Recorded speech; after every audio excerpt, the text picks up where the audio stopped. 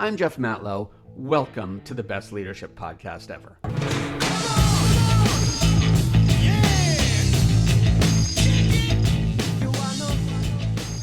Welcome back to the best leadership podcast ever, where every week we rethink your daily behaviors to help catapult your career.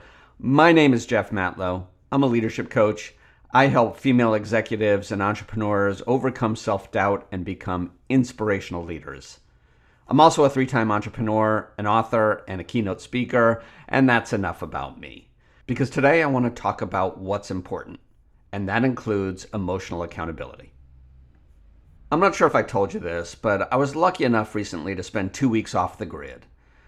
It allowed me to recharge my mind, and I returned home with this full focus on what's important in my business. It felt great. And then 3 days later, I got a call that I really didn't want. You see, my stepmother was in the hospital, and it was looking really grim. Family is what's important then, so I flew out to New York City to be with my dad at his wife's bedside. Within a week, she died. Don't worry, though. I'm not going to give you one of those lectures about how you need to treasure every moment, because you've heard that enough times before. Instead, I want to talk about why you're having trouble holding yourself accountable. We'll come back to my drama in a minute. I talk a lot about accountability. You've heard me say that. I do it for a variety of reasons, not the least of which is that I have big dreams and I want to achieve them. As it turns out, poor accountability is one of the biggest issues in the workplace. 85% of leaders aren't good at maintaining accountability at work. Shame on them.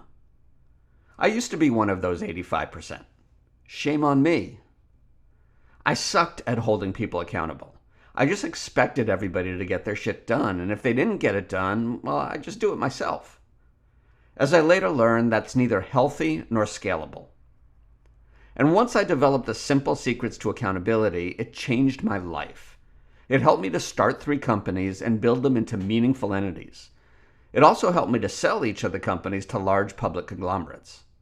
Now I spend my time teaching people the secrets for creating a culture of accountability. When I ask leaders to define accountability, the responses I get are all some version of getting shit done on time.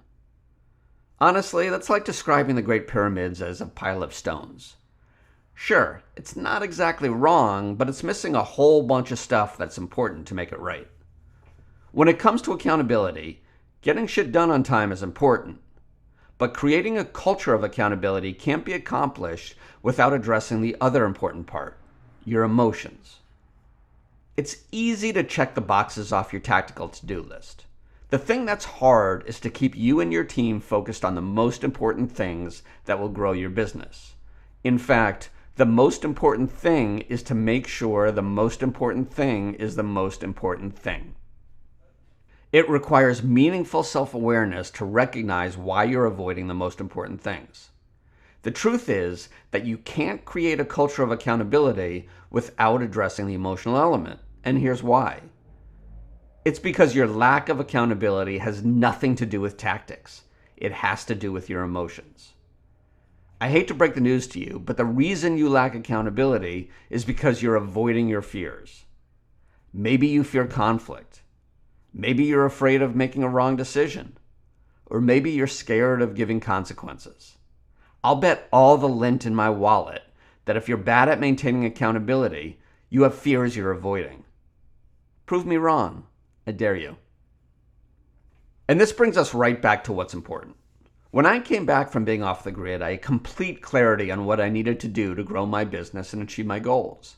I knew what was the most important, and I knew the fears I had to face to maintain accountability. Then my stepmother died. And again, I knew what was the most important. It is a leader's responsibility to understand what is most important and to inspire the team's passion for achieving it. Ultimately, the strength of a leader is measured not only by the results they achieve, but by the growth they encourage in others. So while you're striving to build a culture of accountability, don't minimize the courage it takes to confront your emotional realities. You have to learn to accept your vulnerabilities and make the commitment to grow despite them.